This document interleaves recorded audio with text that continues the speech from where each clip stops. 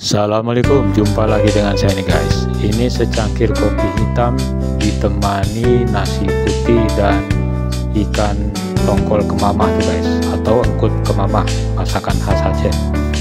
Kelihatannya sederhana nih guys ya, hanya sepiring nasi, kemudian secangkir kopi hitam dan ikan tongkol kemamah.